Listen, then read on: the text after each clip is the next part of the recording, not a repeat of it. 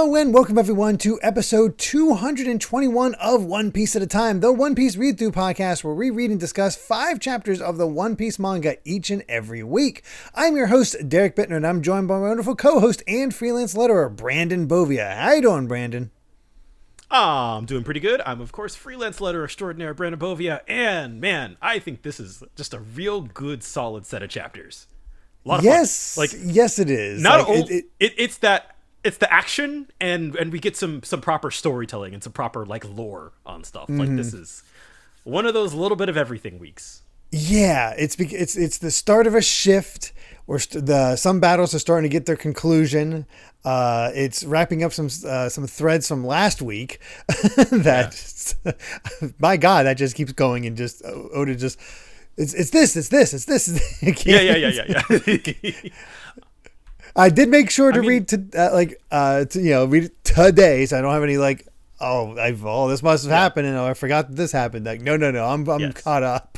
So yes, it's very funny. If you thought I was just playing up the bit last week, which I'm known to do, if I know something and I'm like, I'll play dub. No, I just forgot.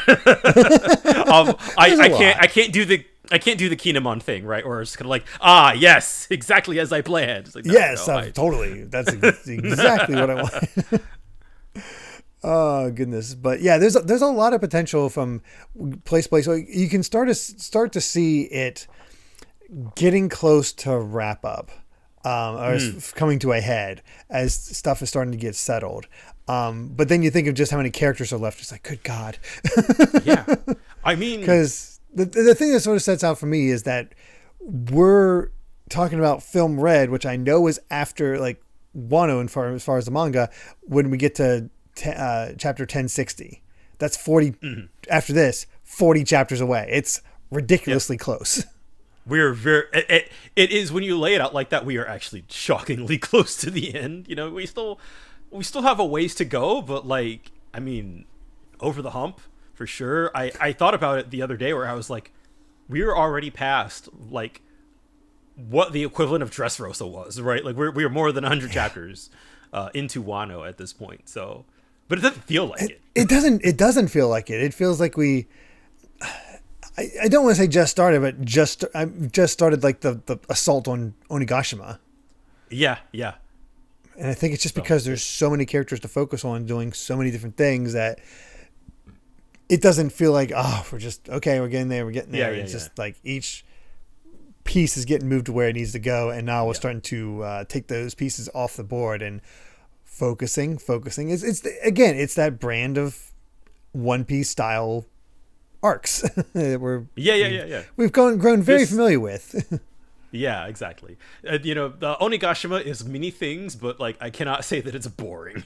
I can't say that, nothing happens. Everything is happening. No, especially when Oda's like, I'm going to toss in some lore potential in here.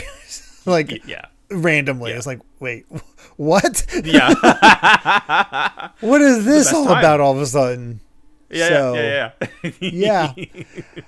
That being said, let's go ahead and get right to it with chapter 1016. It's Me Otama, and we got Zoro avoiding Spears going into a crawl space while he's with a ninja cat. So wow, just silly. Ninja Zoro. Of course, he still got 3 swords. Yeah, still looks pretty good. Not much to say about this one, so let's just get into it itself. Where I like this opening where it's sort of let's remind you that the people of Wano still have no idea what's happening over in Onigashima. There is a bomb coming to drop on all of these wonderfully fine, innocent people.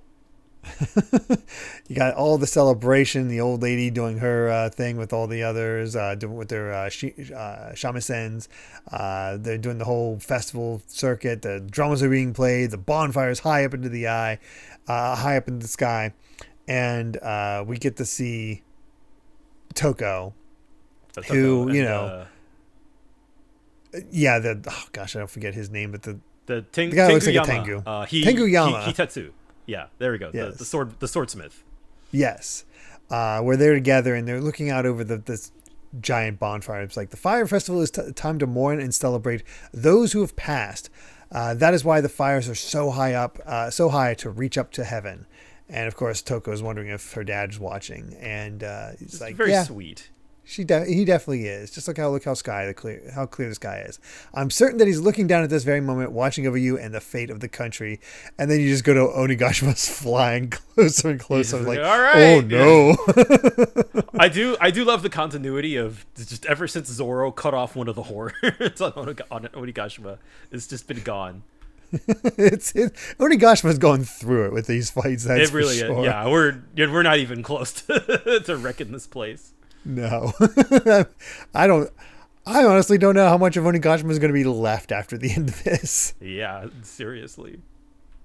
But time to check in on CP0 as they're analyzing how things have been going, because like, okay, even after losing Straw Hat, none of them are surrendering. Surrendering is like, yeah, as it stands, another 5,000 soldiers are out of the battle. The difference in strength is 24,000 to 3,000. However, with all the pleasures and waiters on the performance floor, they are now rebelling against Queen. How many people did Queen piss off by saying that your lives don't matter and, we can always find more soldiers? 4,000! I would like to think that, like, none of this would work if Queen wasn't such a dick. Yeah. Queen being Queen and just poisoning everybody like that, and having to go up against the Chopper, who does not care who you are. If you are sick, he will take care of you. That changes some opinions, and it might be the biggest mistake of Kaido's forces so far. Yeah. I think so. I really think that I don't know. You've amassed this large of an army, and I really think maybe you shouldn't tell them, like, yeah, you guys are just fodder. I mean, they're not wrong, but it does affect the minions fighting the minions. That's for sure. Yeah, we gotta keep up team morale, man. There's nobody to be like, yeah, let's go, Animal Kingdom pirates. Yeah, that's kind of gone at the moment. So. It's a problem. So it's a shift in the balance between the two sides, making it impossible to predict right now. Though they might learn more that suggests a change in the tide of battle, and that's when what's her name that's controlling the Marys. It's like, okay, Momonosuke has fallen, like literally off the side of Onigashima last time, thanks to Kaido. Yes. Thanks to Shinobu. They just dove for it.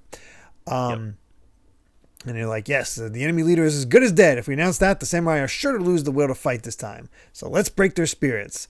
But it's just a very funny panel. Yes. It's just like, yay, let's break their spirits. Let's go for it. But it's funny how very important Team Nami, Usopp, and Otama are. Because they're on the same floor. And, well, they're kind of freaking out about the fact that that Nami's climate baton has started talking, and Usopp's like, wait, am I more of a genius than I realized? Did I cause this to happen? Yeah, of course it's Zeus, or as he says, the thing that used to be Zeus. He's like, okay, I apparently thinking about this weird turn of events where, like, as Hera was trying to eat him, his soul slipped out basically, and the climate baton was just enough to get his soul to transfer inside of it. So the instant that Hera bit down, it pushed him into the baton. Just, okay, sure. And then you had this weird, disgusting panel of this long black thing. He's just like, anyway, look at me now, I've been reborn. And Nami's like, ew. I don't want an annoying talking weapon. It kind of reminds me of Who Framed Roger Rabbit, the singing sword. Mm-hmm. It's very much like that, how he manipulates out of there, but it seems to be just like the end where he just pops out of the end and sort of has his own little face that he gets to talk and whatnot.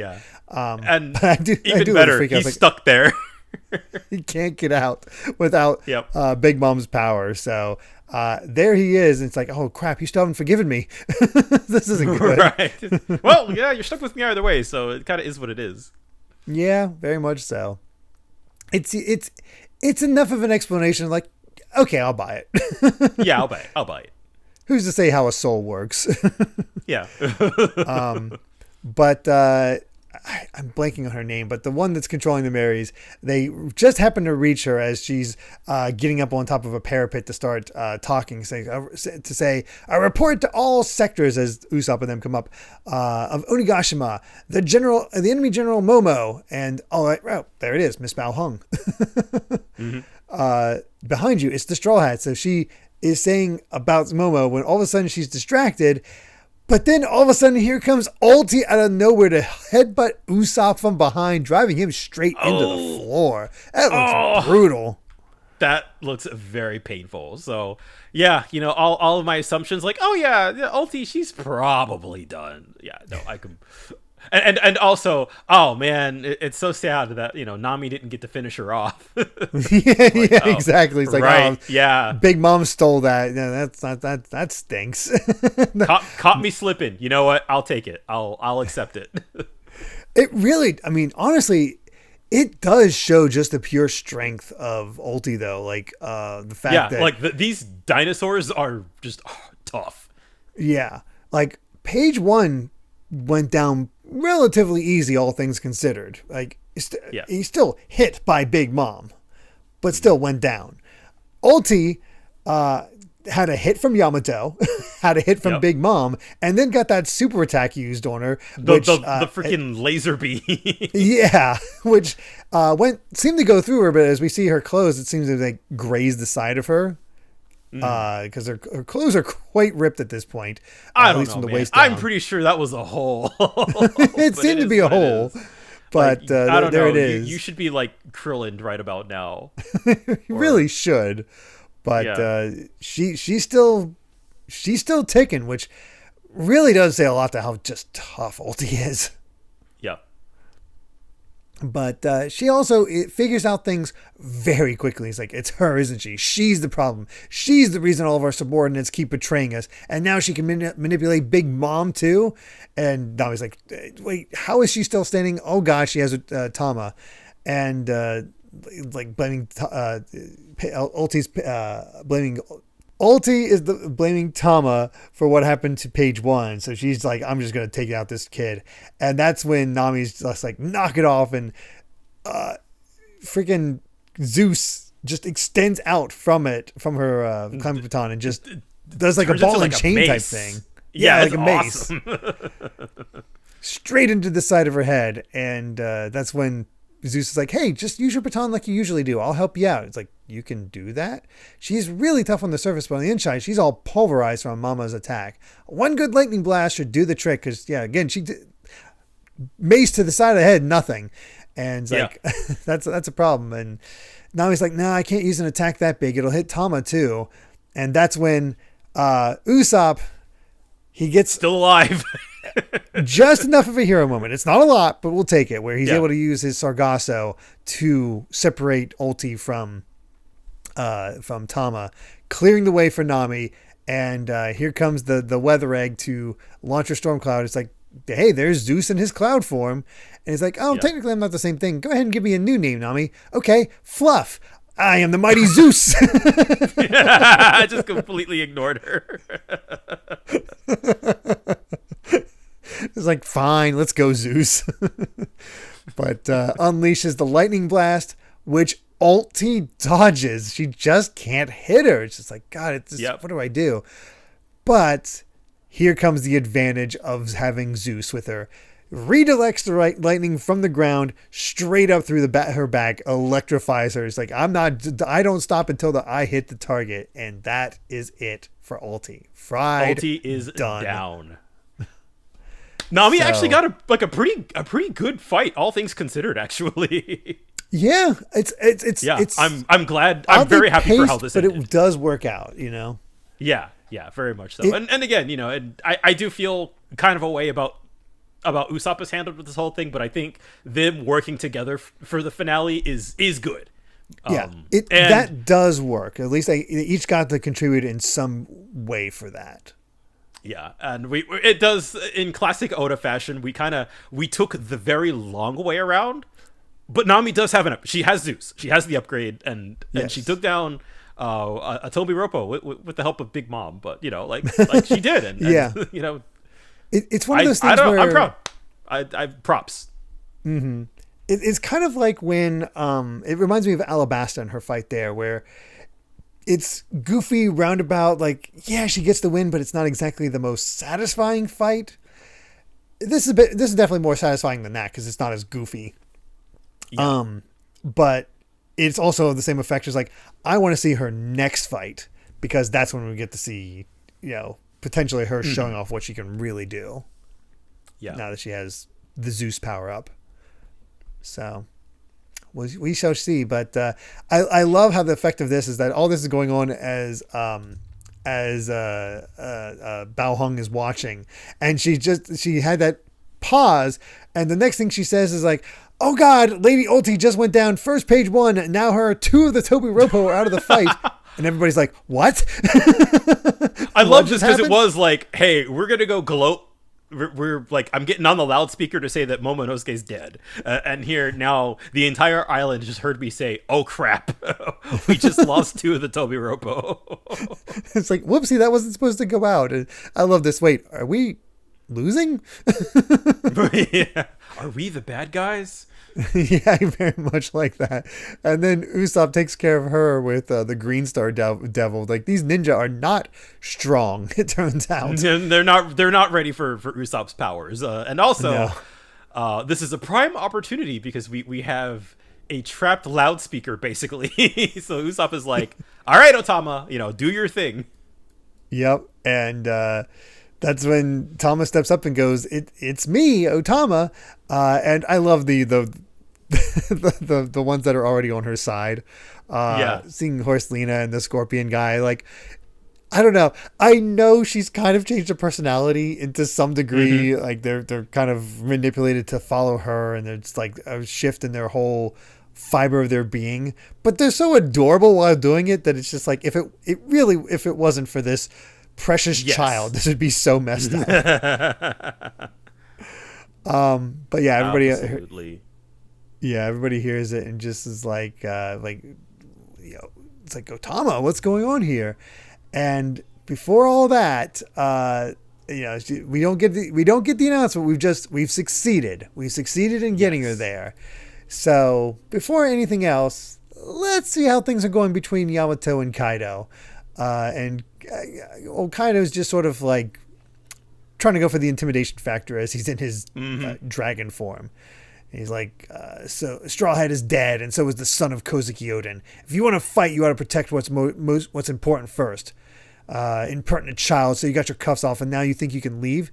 And I saw this as like, oh man, this has to just, like, Oda was promising something here. "I'm going out to sea with Luffy, but only after I've driven you out of Wano, Kaido." Boo! You can't do that. He's gonna keep doing it. That is not the last time he's going to say that. I need to see this just excuse. So you know. Yeah, just to drive it home. Excuse. I was I remember we talked about this way back when, when it happened. I was like, it is one of the dumbest excuses I think I had ever heard. I think some years past, I kind of get it now, but it's very haphazard. It's very sudden. It's not good. I don't think it's good. I think especially because it is like, yeah, I'm gonna leave, and you understand, and I am Odin, and Yamato just all this, yeah, you understand why Yamato feels trapped, and why he feels like he doesn't have any kind of like agency, and kind of the control over his life. And I think it's really interesting too that like we've seen kind of very many different sides of Kaido at this point. With Yamato, he's very terse. He's very like he was kind of having fun with Luffy, right? He's like, okay, yeah, you're interesting. With Yamato, it's like, son, cut it out. This is yeah, these like you can't beat. You don't know what you're getting into. Do as I say. Be Shogun of Wano. It's like, no, I already know I can't win, but Luffy is the man Odin was waiting for, and until he returns, I'm gonna hold you back. And we just get this clash of hockey between the two. Is like, don't assume I'll go easy on you. So, and I think that's also like talking about kind of like the gap in abilities here, right? Like we know that Yamato has already been established to be a very powerful character in his own right, but even he's going into this like, yeah, I'm just kind of one guy. I can't do it, but I'm gonna hold you back. I'm going to make sure that you're not going after anybody else. So it'll be cool to see how good of a job he thinks he can do. Yeah, I'm very curious, like where in the level Yamato would be with everybody. Like, could he beat Queen? Could he beat King? Does that put him on like the level of Zoro, Sanji, and Jinbei? I don't know. I kind of think so. I think so too. It feels in a broad brush as possible. Like, I think ballpark he's closer to them than any of the other Straw Hats. Yeah, I think so. So I don't know. We shall see. That being said, we do have an SBS before we move on. First up, let's see. Basically just the start. The first one is, of course, the start of SBS, the usual song and dance. But the first actual question is, people tend to think that One Piece has many young fans, but there are many housewives like me who struggle to make dinner every day. Can I make a fan club for housewives? And Oda goes, oh, please, this is the cushion. Hey, let him go slowly. This is One Piece, a manga that welcomes women and members of the PTA with particular courtesy with a heart. After last week, man. Man.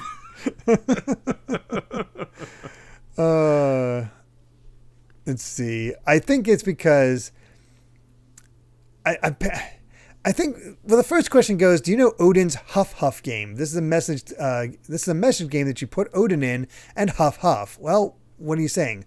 Huff, Huffu Huffu Huffu Huffu Huffu or something like that. He's like, it's an interesting game, but I don't understand it at all. The answer is written. The answer is, I'm starting the SBS. See, it's about to start. So that's what I don't get. So it might be a reference to what came before, but these translations are a little iffy sometimes. I sort of thought of that as like, because Odin is like a boiled pot dish. It's like, oh, it's hot. So you're trying to eat it, but it's also like, I don't know. I guess. Look, man, I'm trying here. We'll see. Next up is my dream is to be clutched by Robin. So Oda, could you ask Robin to clutch for me? And particular note, Robin's favorite girl. This is the one asking that. It's like, hey, okay. girls, what are you going to do if you're rude? All the housewives are here today, so be quiet, okay? So we got. It's good to know that the female readership of One Piece are also freaks. I want to say I'm not surprised. They might be freaks, but they have good taste, so Yeah, I'd say so. And finally, another wacky one is like, recently the SBS has become rough, so why don't you make a corner like this? It's also it's SES corner, or Sugoku extremely erotic Shitsuman constant corner. Okay. I don't know. Sure. Oda just goes, all right, wait, no, Kalien just is like a Sanji attack or whatever. It's like, what in the world? I gotta say, the wiki struggles to translate. I think they should try a little harder. You can do it. I know. I have to know that the official English version at least tried to make it funny. Yeah, this is just like, all right, sure, okay, because we've laughed at like jokes like that in the past with the officials. Again, it's an art, it's a skill. Appreciate it. I think that's what it's funny what these later SBSs are kind of do for me more than anything else as we've read through these. I feel like it's a very funny contrast against the reading the official translation of the manga itself. You're kind of like, okay, yeah, they know how to make the dialogue read very smoothly. They know how to kind of make funny puns and make things translate well. But when you just kind of leave it to the reader's interpretation, you're like, all right, what do you do with this? Yeah. Doesn't hit. No, it does not. That would not save all of the perversion, but that's Oda's fault. I mean, yeah, but that's just what it is at this point. Yep. So, oh well. Let's go ahead and get to chapter 1017, right. The Order. And time for Buggy to get featured as a chimpanzee tries to solve puzzles with his body, where he's like, God, twisting him all up and whatnot. This is so freaky. It's really freaky. It's like, what the heck is happening here? Yeah, but good on you for trying to depict it. If I was asked this, I would have no idea how to draw it. Yeah, same here. It is so weird. Yeah. But oh well. Let's go back inside that performance floor. Inside the dome is just like everybody's like, what's the kid doing in the middle of Battlefield? It's like, what just happened to Bao Hong? And Queen shouts out, who are you, little girl? Which is enough to freak out Tama to go bubbly in the mouth and keel over. Yeah, she just passed out. Like, oh no, is she going to be able to do this thing? Hang in there. Try. Yeah.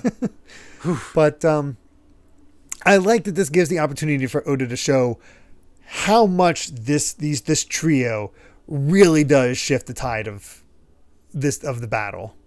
It's a perfect opportunity for that because we have Jinbei versus Who's Who, and all of Who's men are just taking pot shots at Jinbei. He's dripping with blood. You see this cat lady laughing while having a smoking gun. It's like, and it's just Who's just taunting. It was like, not a word of complaint, Jinbei. He's like, this started as a battle of 5,000 against 30,000. We were always going to be outnumbered. I never expected you to fight me one-on-one from the start. Perceptive you. You've been a pain. It's like, yeah, that's right. It's our job to keep you officers occupied. And then it shifts over to Franky, where same thing.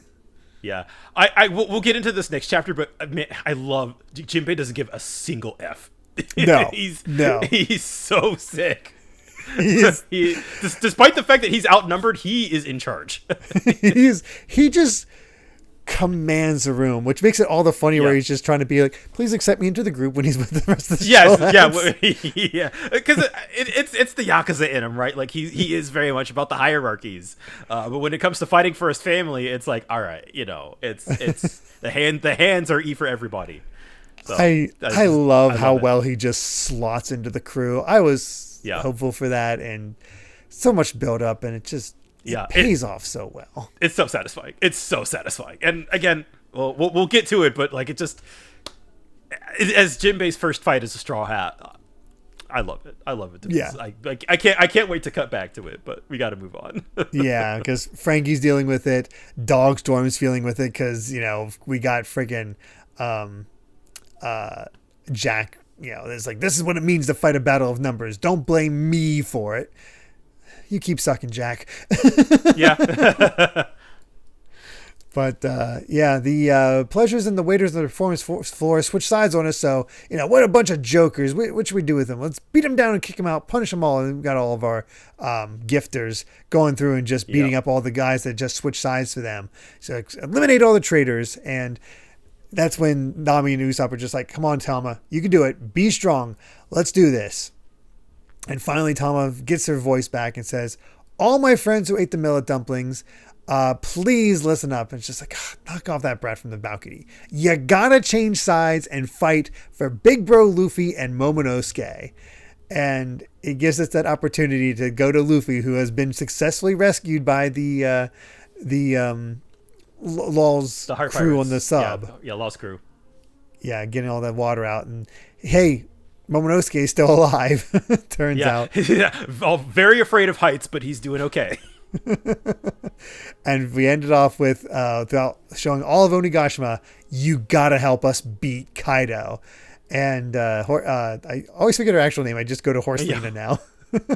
Speed, that's it. It's funny how Horselina just stands out in my head. No, I kind of like Horselina better. And she's so excited. It's like, there we go, she's given the order. And one guy's like, Briscola, and it's the guy with the ape on his arm that's been shown so many times. It's like, what's the matter? And Queen's just yelling out, someone pound that little kid flat, whatever she's talking about. And all of a sudden, Briscola, what are you doing? Your wish is my command, master. He starts swinging his aim around, starts knocking her aside all the other enemies. And just like, wait a second, the gifters are acting strange. And it's like, I got you, master. What? Why are they obeying a little kid? And here comes our scorpion dude, our Daifugo. It's like, take down Kaido. Join in, boys. It's like, what's going on? What does this mean? It's like, everybody's like, they're infighting.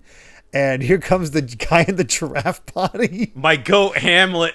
Hamlet kicking people aside. There's the snake guy with the legs. It's like, Jinbei, first son of the sea, I'll handle the peanut gallery for you. Just focus on crushing who's who. And, floor speaking, Poker, the headliner, has suddenly turned traitor. It's like, what are you doing, Poker? It's like, all the gifters have as we'll see, not all of them, but a majority of them have completely switched sides.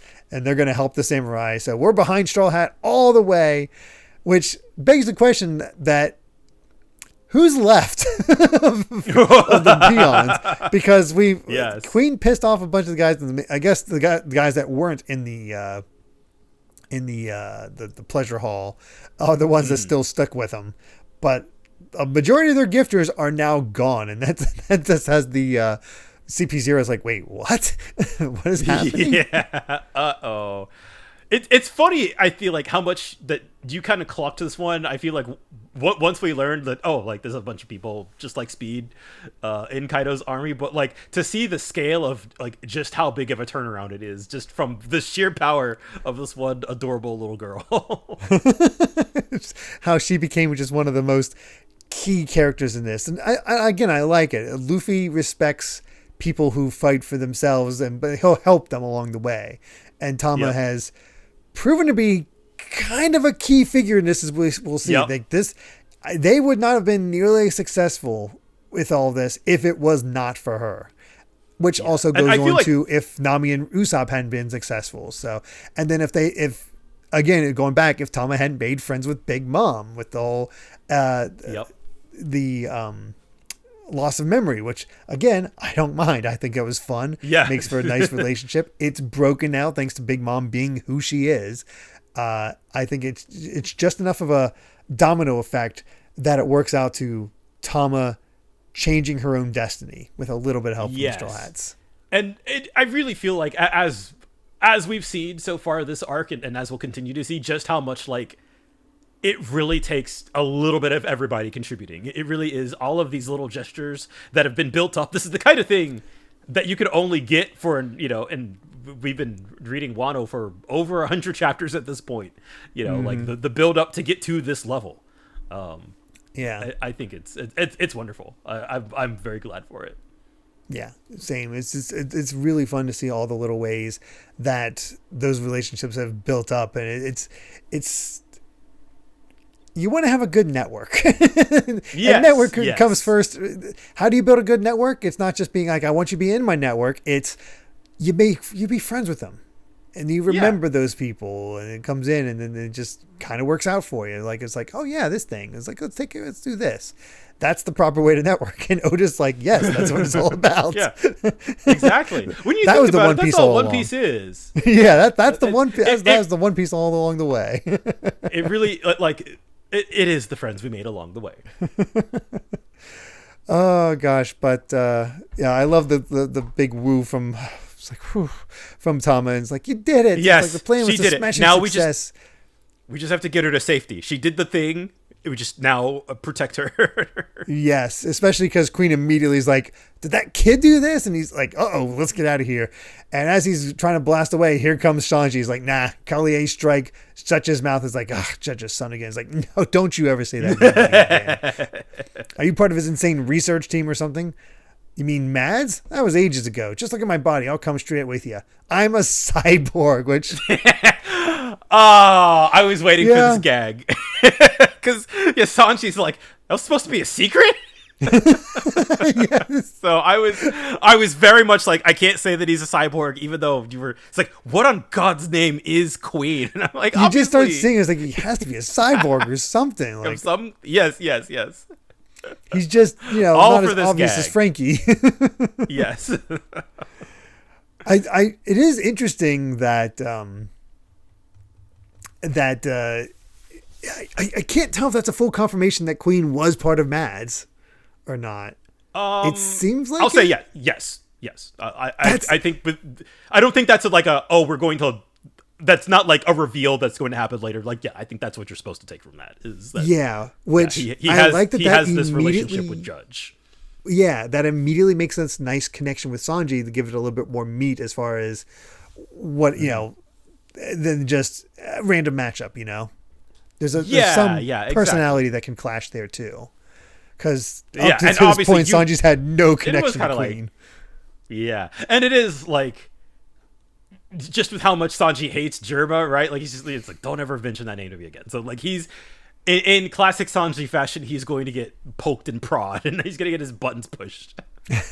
Of course. But it's fun. It's something to finally see Queen's man beast form. Finally, that's also very odd.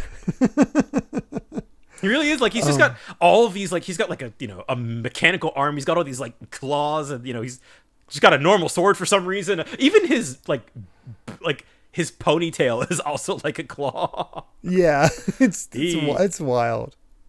Yeah, he this really should be a very fun fight himself. for Sanji. Yeah. I can't wait.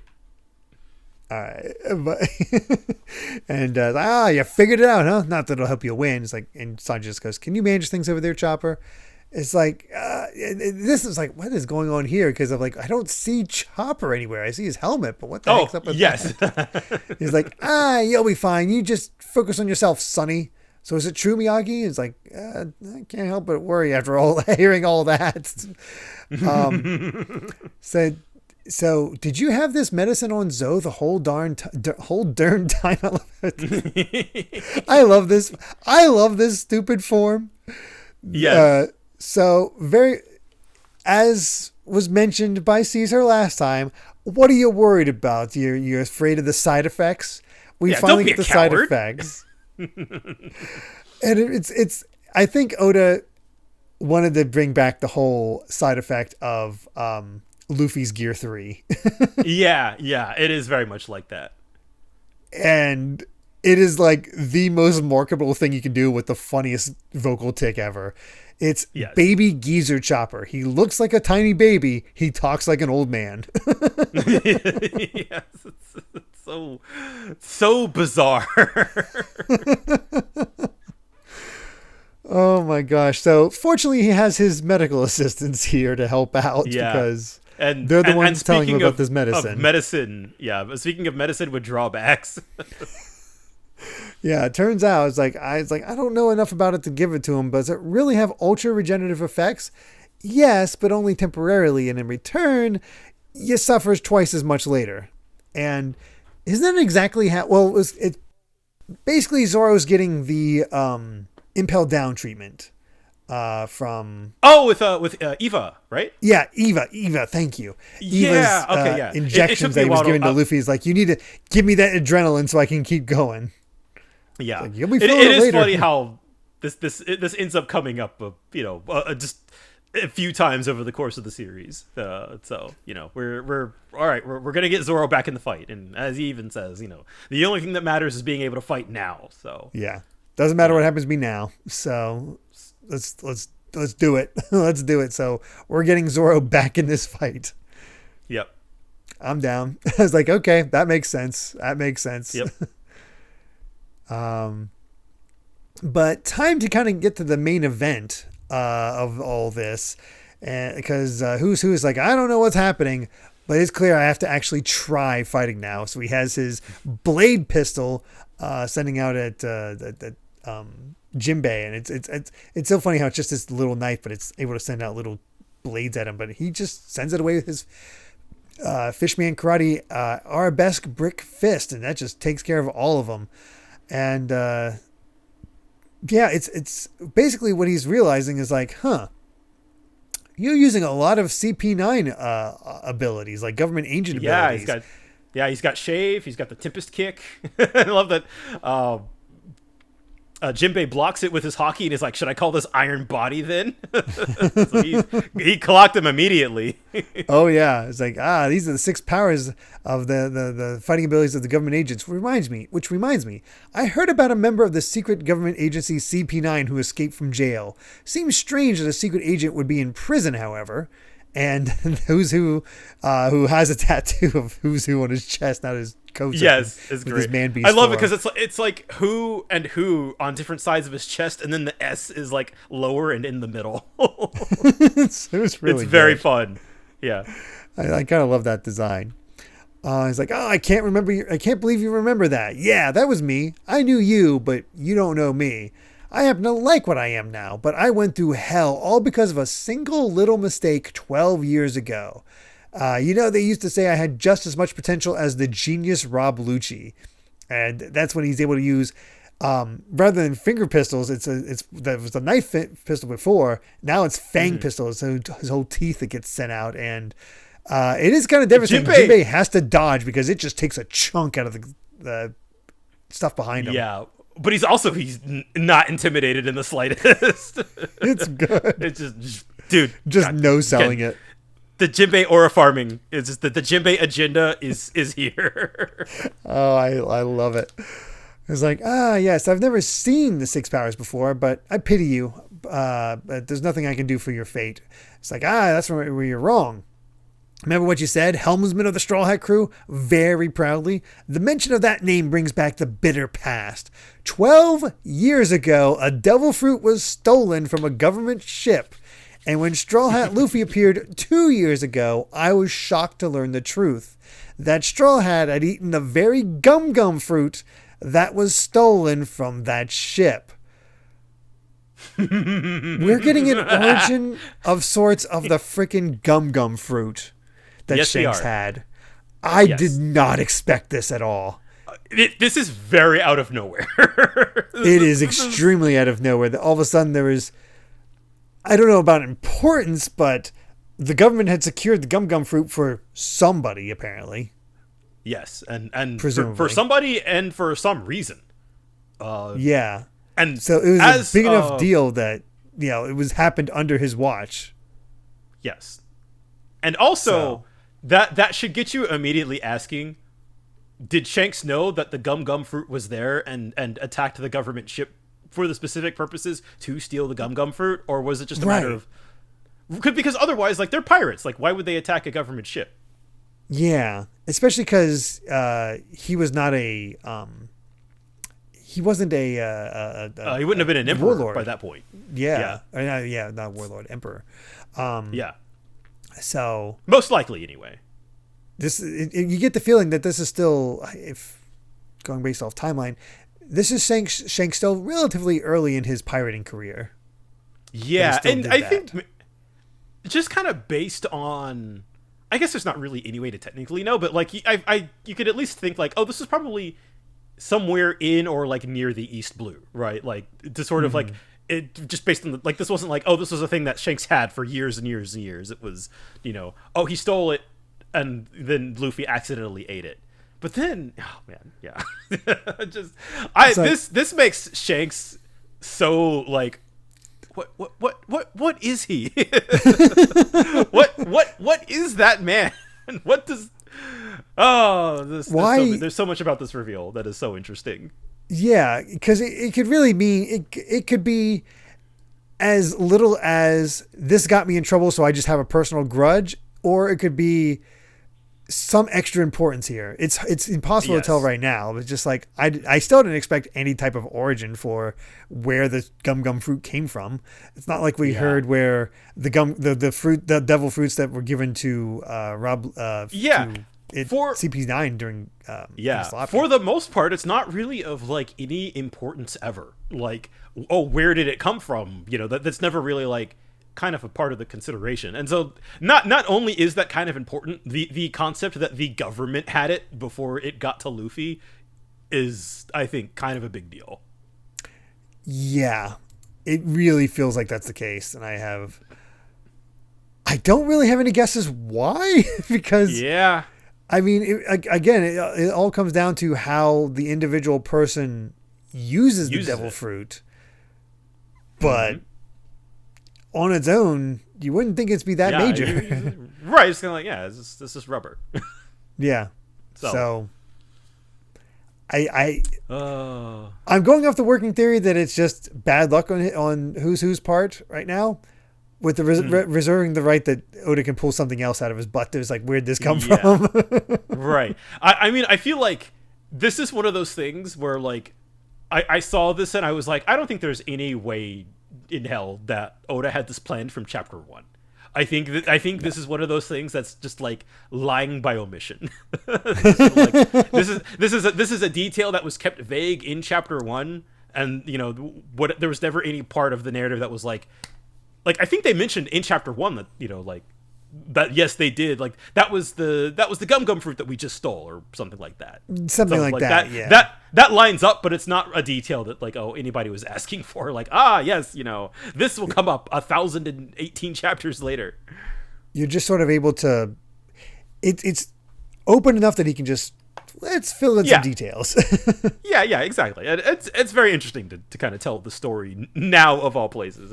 It's very funny that Jinbei's fight is the one that gets the lore. I know, right?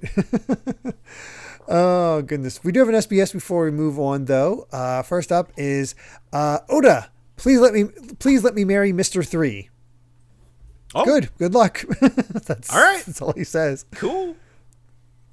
Next one is, if I were Aka Inu, I would surely say this: don't forgive the pervert named Sonata. For once, I agree. Yeah. And Oda said, oh, you said something nice. That's right. Don't forgive that pervert. It's okay this time. I can't really put it on. 500 security guards were deployed at the SBS venue. Enjoy a peaceful SBS. Thank God. Thank you, Aka Inu. Yes, seriously. Let's see. And the final question for this set is, Oda, I'm a newcomer to watching One Piece on YouTube, but I look forward to it every week. When I was attending Sujimura Sensei's doll class, I saw a collaboration work with One Piece. Right now, I'm making puppets with a vague dream of seeing a puppet show like Shin Hakenden or Sonata 10 Braves by Akasaya 9 people from Moonsan. And, I'm going to get an image here for you, just for that. So, Oda says, hey, I went to Jusaburo Sujimura's doll class. No wonder I like dolls. Sujimura-san, a doll artist who I respect and had the opportunity to talk about in the 6th volume of the One Piece illustration collection, Gorilla. The Samurai of Wano Kuni were made with Sujimura-san's design in mind, so I'm happy that it's like a reverse import. If you search One Piece or Puppet Show on YouTube, you can see Suki's doll making. Amazing. I like it. And I'll just look in here. Yeah, there's the dolls they made of like some of the Wano characters. Whoa! Which is pretty cool. That's awesome. Yeah. Got Kiku and Odin and Kinemon and Denjiro and Yamato. See, this is what the SBS can be like when it's not run by perverts. I love cool stuff dolls like this. Yeah. Oh, come on. That's fantastic. I do. That is worth checking. I was like, is this bonus material? Let's see about this. One Piece. Let's making a note for later. One Piece doll making. Let's see what we got. It looks like it's fan done. Where somebody's doing it. Like, it's probably gonna be harder to find than you'd think. Where it's like actual doll makers making One Piece dolls, which still impressive. Like it's incredible what they can do, but not exactly what we're looking at here, which is fine. Yeah. All right. Let's go ahead and get to our next chapter then, because that's it for that SBS. 1018 Jinbe versus Who's Who. Good stuff. So excited for that. And this one's adorable. Page 1 is a child trying to read about a book of dinosaurs and being interrupted by Ulcie, who wants him to play with her and her stuffed dinosaurs. I love how mad Page 1 looks. Like, he looks genuinely like he's like popping a vein. He's very, very frustrated. It's like, big sis, I'm trying to read. Oh, go away. It's cute. I love the detail that all of her dolls are just the transformations of all the of Kaido's crew. You got Kaido in the back here as the dragon. There's the Brontosaurus, the Brachiosaurus, the spider, the saber-toothed tiger, the Triceratops, the woolly mammoth, the Pteranodon, and then of course the Allosaurus. Yeah, that's cute. It's a nice touch. So yeah, Kaido can be cute. Yeah, it looks like he's drunk. Yeah, it looks like he's drunk, or it looks a little bit more like Momo's form. Yeah. But time to go inside the castle once again and see just how much chaos the gifters are causing. Because the headliners and gifters have joined the samurai army, about 300 of them. And it all happened after a girl appeared on the performance stage and gave them an order to switch sides. So she has to have some sort of power. So find her, kill her, because that might undo it. So suddenly, poor Usopp and Nami are the targets again. So we gotta run away and protect her. But of course, Tama has a whole army at her disposal. So here comes Daifugo, with the scorpion death needle, just kind of killing dudes left and right. So, and he just gives that just cute little thumbs up. He's like, "Oh, hi, Daifugo," and it's just it's so adorable. Here's Horselina. Like, it is just like, all right, here are all the friends coming to help out. It really is. It's so cute. It's got Nami and Tama getting on Horselina. Usopp left behind. Meanwhile, yes, of course, the Gazelle Man is running next to them. It's like, we saw Komochia was knocked out back there. You must be worried, right? Well, let us take care of it. And it's so adorable. Like, you will? Gee, thanks. Oh my God. It could not be any more wholesome. Yeah, exactly. She's just brainwashing these people, but it's so cute. Yes, exactly. It's cute brainwashing. So I'm okay with it. And they're all evil. And of course, Nami and Usopp are marveling over the fact that it's just like, good God, this is such an unbelievable power. It's like, you don't usually make friends on a battlefield. And here comes Zeus popping out in cloud form, being like, "Hey, Nami, can I be your servant like before?" "What do you mean?" "Absolutely not." "Oh, but what do you say to sidekick?" Nami, so happy. Oh, it's so wholesome. And then here he comes, out of the way, losers. I'm Nami's sidekick. He just starts zapping dudes. So it's just, oh man, that's such a cute interaction. This whole first couple pages of the chapter it's just great. Yeah, it's very cute. Really good character stuff. We've picked up something remarkable around here, but hey, join the samurai, strike down Kaido. It's like, you guys going insane. It's like some of the headliners followers are joining them. So it's really funny that the influence of headliners are so much that the followers of those guys are just like, yeah, we're going to be going along with them. It may only be like 300 of like the small users, and it's like, but there's like 1,000 of the followers. That too. And also in the surprise of the betrayal, they've managed to take out about 1,000 of ours, meaning the Animal Kingdom pirates started at 30,000 and have dropped to 20,000. But when you add 1,000 traders and casualties each, that number drops even further. So now it's become 16,000 versus 9,000. The odds are evening more and more. Yep. I really love the use of the game pieces to visualize this. Really, it's like, oh, the takeover. It's swinging. I feel like last week really was like kind of dire, and it's like now here's the comeback. Here's it swinging back around. Yeah, it's always fun when that sort of happens, and the visualization helps a lot. And it's also, you also get some interesting dialogue from, again, that makes you question the importance of this gum fruit, because it's like, white may grow further depending on the gifter's efforts. Whichever side wins does not matter to us, but there is one death we must confirm before this is over. Are you sure it's him? That classified intelligence he ran off with was old, and there's no real harm to the government. It's like, it doesn't set a good precedent that you can escape from us and live to tell the tale. Assuming he survives this, of course. He is fighting Jinbe, after all. even CP0 is like, yo, man, don't mess with Jinbe. Yeah, he might still die. But it's also like, apparently, who's screw up with the gum fruit is so bad that they want to kill him.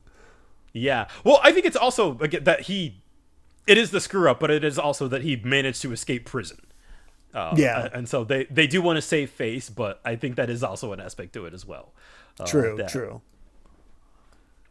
Yeah, it really does. Oda's really playing with things where it could mean more, it could mean less. It's just like, it's, what type of seasoning is he using with this dish? That's the question here. Yeah, but let my man cook, I say. But the people around Who's Who are just like, let's get out of here. He's going all out. We don't want to be around that. And here comes the moonwalk, and Jinbei's just like, so you saying you bear a grudge against Luffy? He's wheezing a little bit from this fight. And it's like, well, technically my grudge is against the man who stole the gum fruit, which is red-haired Shanks. And he's, I love this. He uses the fang pistol and Jinbei just swats it aside. He swats it, but he does bleed, which is but like his arm is covered in hockey, but he's still bleeding. That's saying something. So it is impressive, but it is also like, I mean, he still swatted it. But both the straw hat he wore at the time and the gum fruit that were things that he inherited from Shanks. So of course he'll be the target of my rage as he's sending out more and more of these fang pistols, and Jinbei just dodges out of the way. And I love the effect that's like, oh no, they're not just going through the floor and stopping. They're going down through the floor and taking out their own man. Yes, exactly. Yeah. Because of my arm. Like, Jesus Christ. So, I mean, between the samurai and the traitors and them taking out their own man, this is not going well for Kaido's crew. War never changes. No. But Who's all happy with himself. Like, ha! So even your color of armor in hockey can't stop them. So you made the right decision to dodge. Your typical hockey won't stop these fangs from tearing you apart. Though I'm surprised how quickly you can move on land, Jinbei. For a fish man, it's like, I love this comment. Me too. I love this line too. I don't believe this. Don't you know casual racism against fishmen is out of style these days? It's such a good panel. I love it. Yeah, that's just like, all right, come on. It's like, sorry about that. There's something. Sorry about that, but there's something I wanted to ask you. He uses his iron body to go for him, and he has that fang flash as Jinbei's just waiting and like seems to catch him in the arm, like just embeds the teeth. And got just the effect of like just the rubble from behind, and then you get the close up where Jinbei caught him by the teeth. I gotta say the paneling in this fight is excellent, and I feel like really good. I feel like the this isn't. I feel like the kind of like almost hand-to-hand combat is something we don't see much of in One Piece. I feel like, and then just the way that he goes in for the low tide shoulder throw, like he just like judo flips him. Like I love just seeing how hands-on Jinbei gets. Yeah, I never thought about that, but you're right. You get a lot of special moves with your most hands-on combatant is tends to be Sanji, even though it's all feet, or Chopper when he transforms. But there's a lot of special abilities getting thrown around a lot of the time with that. Jinbei's just a straight up scrapper. Yeah, exactly. Yeah, and of course, he's got this water shot thing that he does, so he can still fight at range. But like the back and forth here, I think is actually really, really. I feel like with all the things happening, I love that we actually get a good amount of time for the action to breathe with this fight. Yeah, it's like. Few panels of action, few panels of talking. Few panels of action, few panels of talking. It keeps up a good flow. Because Who's Who does not want to shut up because he goes, I wanted to ask you about a story I heard in jail from a guard. While I was there undergoing terrible torments, he laughed and told me to pray. Apparently there was a figure that the slaves would pray to in the long distant past, a legendary warrior they believed would one day free them. The sun god Nika. And we've heard about a sun god before with the Sun Pirates, right? Yes. But also, this is the first time we've gotten a name, right? This is the first time we've gotten a name. Well, it would have been, but the live action got a little lost in the sauce. So you had the sun, you had the giants in season 2. They name dropped Nika. Because I don't remember them being as much into the sun stuff as the sun god stuff as the fishmen at the time. I don't remember anyway. They did actually mention the concept of the sun god during Big Mom's flashback. So we know from that the giants do. That's right. Like they do deify the sun. It's just that the live action had them say Nika specifically. And so it's funny how that just sort of went over my head at the time. Yeah. Because it's just like, okay, they named it, big deal. Specific with it. Yeah. But kind of is a big deal. I feel like, especially with this implication being, as we'll get to in a little bit, like he's bringing this up because Jinbei, is a fishman. Well, that's it's because the fishmen are like, about all that. But even before that, it's this description in the next word balloon that makes me very curious about things, because he says, did he exist or did they dream him up?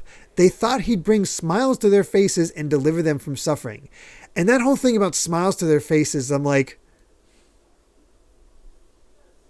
are we getting a multi-name situation here? Because is Nika Joy Boy? Oh, because that I don't know how ancient Nika is and how that goes, or why he's involved with the sun. But the fact that they brought smiles to the faces and you got this Joy Boy thing going on that's also ancient. What is that about? But then also, like, are you Joy Boy? It's like, are you a sun? Wait, are you a sun god? I don't know how it right. Like, what is sort of the sun god? There's Joy Boy. There's like what is what? Who is who? Yeah, it's interesting how things are just weaving, like, much like the whole everything with who's who is it was like, could the devil fruit, like the gum fruit, matter? Could this whole sun god thing matter? Could Joy Boy matter with all this? We don't know. It's going in various elements. I feel like we are just kind of, we're juggling all these different things, and we kind of, it's hard to find the through line with the information that we currently have. Yeah, but this is interesting for sure. Interesting. It's very interesting because, I feel like I can say this now. For a long time, I didn't know what the arc was after Egghead. Egghead. And I discovered, thanks to the anime coming back, and it's hard to avoid like certain things on YouTube. It's just going to pop up just because of, things happening. Oh, they were in freaking the Giants Island now. Elbaf. Elbaf. They were in Elbaf. Yes. Huh. Now with this mention of the sun god, how's that? Okay, now all of a sudden that seems pertinent to bring up. So, Yeah, tell me more. so yeah, exactly. So all of a sudden, like, it's like, it seems like post Wano, it's time to pay off things that Oda has been teasing for a long time, namely with Egghead, all the stuff with Vegapunk. Vegapunk, thank you. God, why? Right, I don't know why I blank on Vegapunk of all things. And now it's been Elbaf, but also making Elbaf potentially more important because of this Nika thing. It's very funny with the information that you know now. It's like, oh, this is a much later thing, right? This is let's set this seed for stuff a little more down the line. It doesn't quite feel like okay, this is like a Wano, a thing that's pertinent to Wano right now. Wano seems way more interested in the moon of all things. Yeah, that's true. So but that also brings up the interesting dichotomy of the the idea of a sun god, the idea of a moon, the idea of the dawn, right? Like this kind of. Yeah, it's all lining up, isn't it? Yeah, what does it all mean? Yeah, that's the best part. I have no idea. Oh goodness, but yeah, who's basically. I got nothing, but so we'll just continue on. So who's who just says, my time in prison felt so endless. I actually clung to that strange legend of theirs. Save me, I thought. Someone, anyone. And then he's like, Jinbei's like, why would you ask me about this? Because you led the Sun Pirates. I heard there were former slaves in that crew. And what is Fishman history but the history of slavery? And he just Jinbei, that look on his face, he's like, you done did it now. What'd you say to me? Yep, all right. He just starts jabbing the heck out of Jinbei. man, it's like, I can't believe it. Our Toby Rappo is even stronger than a former warlord. And, of course, Who's Who can't shut up, saying that prison guard who told me the story of Nika, they disappeared him days later. Started thinking I was in danger too, so I risked it all to escape, and here I am today. Is it deadly to even know about the legend? Which apparently it seems to be, because they're hoping Who's Who is going to die. It sounds like the government is like, no, you cannot know about this. Yeah, so that is sort of the confirmation. But he doesn't know what it means. That's interesting. Which I kind of understand from Who's Who standpoint is like, okay, so that means the government does actually not want anybody to know about this. So like, I actually do kind of want to know what they meant by that. And so, all right, who's the first person I can find to answer this question? I'll ask Jinbei. You know. Yeah, he might know. He's some pirates. He's a slave, whatever. Except he just pissed off Jinbei immensely because he asked him in the wrong way. You got to be a little more graceful. You have to be a little more nuanced. I love this, where Jinbei gets so pissed that he hardens his haki even further, so that the finger pistol pokes that Who's Who was doing breaks his fingers. Yes, that's awesome.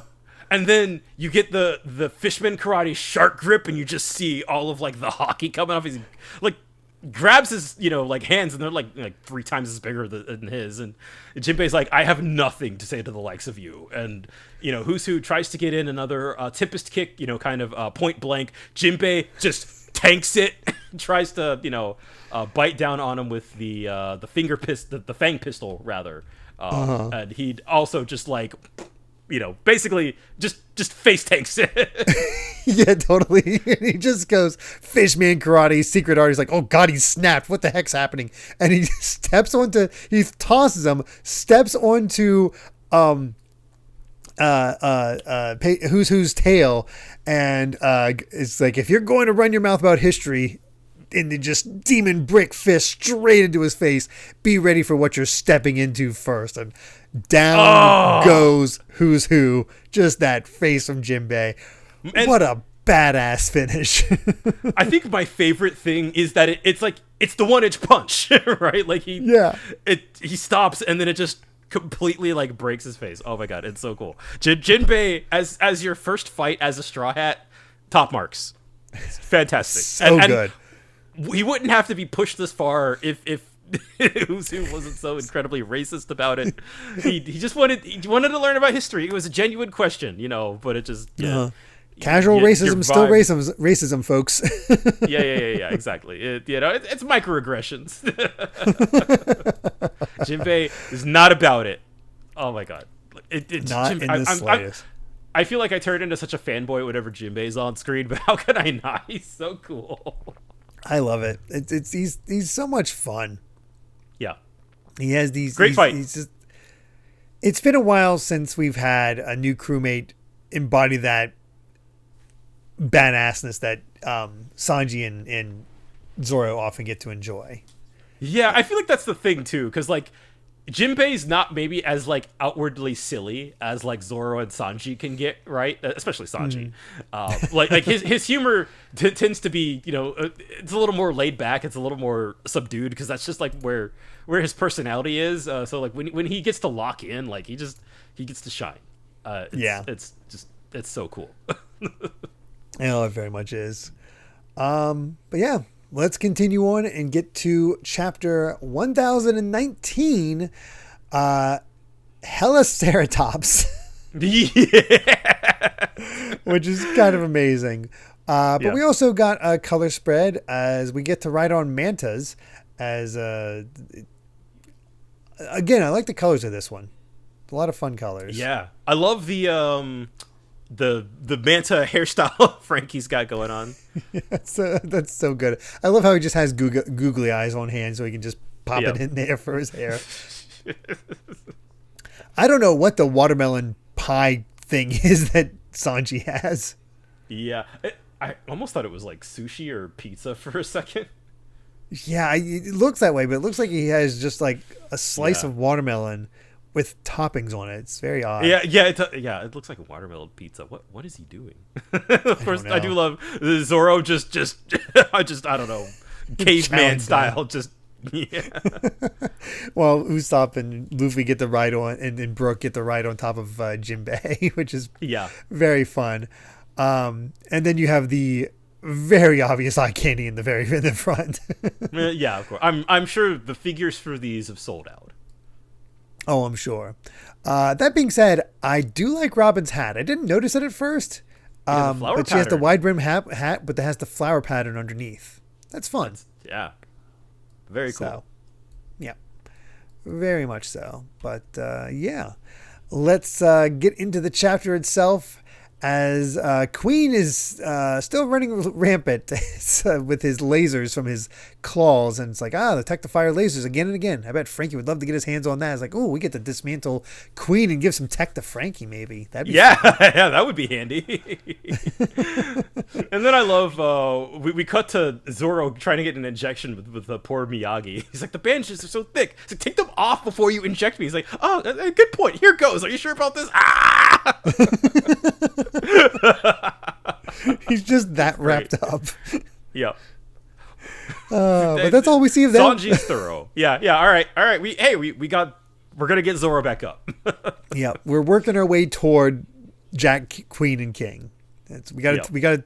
It's become very obvious we need to finish off the Toby Repo first, and we are down 3 right now, I believe. Yep. So 3 down, 3 to go.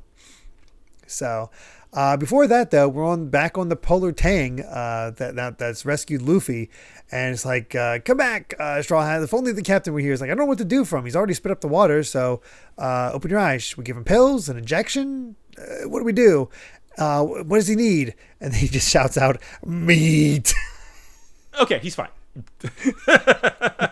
So Luffy's okay. He's back to normal. He's calling for meat, which means he's going to come back at 100%. So yes, but the thing is, where's we going to get meat from? That's a good question. I honestly don't know. There's only so much meat.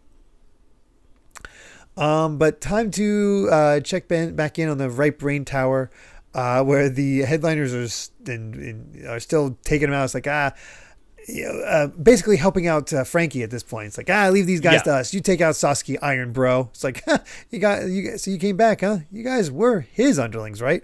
And Sasaki's like, hey, Armored Division, just because you're under the effect of enemy powers doesn't mean this isn't treason. It's like, I guess it's technically true. Yeah. And Franky just goes, man, you're tough. I swear I've dealt you the finishing blow a couple times already. I'd say the same to you. And then, of course, Sasaki's, I'd say the same to you. Your resilience is proving to be obnoxious. Now get out of my way. Which it's pretty fun. We get to see his man-beast form. And definitely towers over Franky. Yeah, it's kind of... I get lost in the scale a little bit. But, it is big. Yeah, it's odd because it seems like he has very stubby legs. Yes. It's just kind of got a beer belly. Yeah, very much so. Sasaki's like, hey, all they turned against us, but I'm going to slaughter anyone who dares to stand in my path, so move. And he brings out a special sword, the screw sword, where the blades like fan out from it and then just start spinning. Yep. Which is pretty wild. And he's like, oh, that freaky sword again? Well, I'm not stepping back. I don't know what happened that caused our enemies to switch sides, but they don't seem to mean any harm, so they're my pals now. It's like, and of course, they're just like, Iron Bro, you want help? Nah, I'm good. You help someone else. Then I love how chill he is about it. Yeah. I love what Oda does with this. It makes no damn sense. Yep. It is so silly, but it is so creative that I'm just like, bravo. Bravo.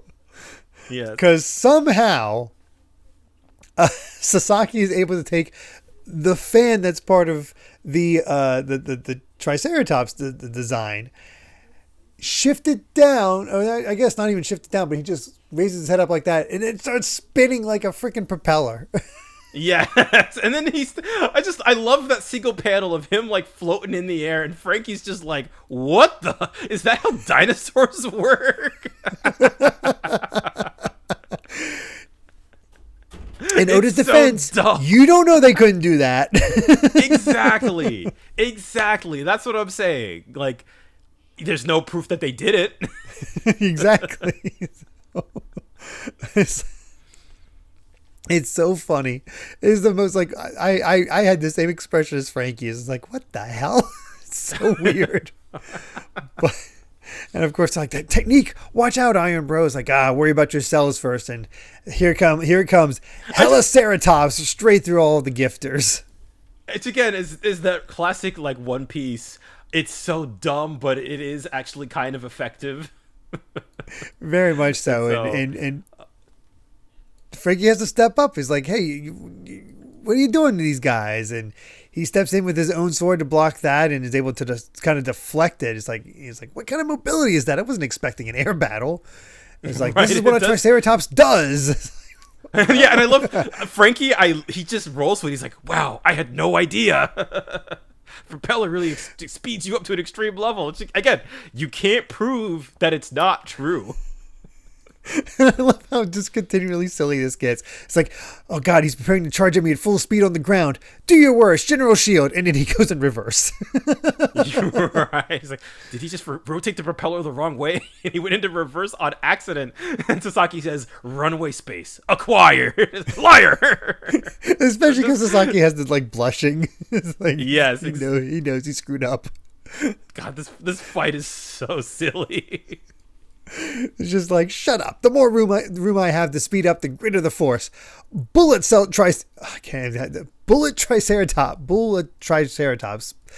Triceratops portmanteau, whatever. Yes, yeah. And goes right into Franky, just barely able to block it. It's like, oh god, he's going to set off my shoulder loaded rockets. And sure enough, it causes to explode there. And Franky's just like, all right, we'll take this. And he just grabs hold and suplexes him with the General Franky. It's bringing back that Senior Pink. I love how much of an effect Senior Pink had on Franky. It really is wild. Like, I don't think he really did suplexes before he fought Senior Pink. But now it's like a core part of his moveset. He does it all the time. Yeah, I love it. I was like, you might be tough all over, but that wound on your stomach's still bleeding pretty bad. And here comes the Franken sword. He goes, V for victory slash, but uses the propeller to jump out of the way, get on the other side. And he's like, and he has to get into an actual sword fight. He's like, oh, come on, I'm actually not that good at sword fighting, so let it happen. And then his sword gets cut in half. It's crap. He starts running. It's time for my ultimate last resort. So he starts running away. He's like, have you no shame? He's like, you pushed me a long way and the performance floor is just ahead. Can't let him get in there. And here comes the bullish Triceratops again. So what are we going to do for the last resort? We're all set. Gown cannon portal version, the general cannon, and it just blasts. It feels like it just like blasts apart the ceiling almost. It really does look that way. And we've seen how strong the gown cannon can be. So to have a mobile version of that, it's like, damn, Franky. Yeah. But unfortunately, like, Sasaki kind of tanks it. He's definitely bleeding a bit, but like he's still in it. Oh yeah, he's definitely feeling it. So it's like, if they take us, he's like, well, if I take us both out, so be it. And here comes the Magnum Ceratops, and he just drills straight down into the General Franky. Franky can see it all collapsing sort of around him. So he checks through the bottom, which is pretty great with it because him and the General Franky are in the same right, pose. They're both just spreading it. just coochie out. Yeah, and the Sasaki's embedded in the General Franky. Right, Franky just he's goes stuck. Locked and loaded. Franky radical beam straight into his chest and sends him flying, and that is it. So Sasaki defeated by Franky, which not as hype as Jinbei's, but fun. A lot of fun. Yeah, exactly. I think perfectly solid, and I think the Senior Pink fight in Dressrosa is so good that I'm kind of happy like that can be Franky's like peak, and you know it was clear that like, okay, we're gonna take the who's fight to kind of get, all right, here's some lore dumps, here's the storytelling I want to get done, but you know, like, we're gonna give Franky kind of his own, you know, decent solid time to shine. So perfectly fine. A solid chapter to show off what Franky can do. That'll do the trick, you know. Yeah. So very fun.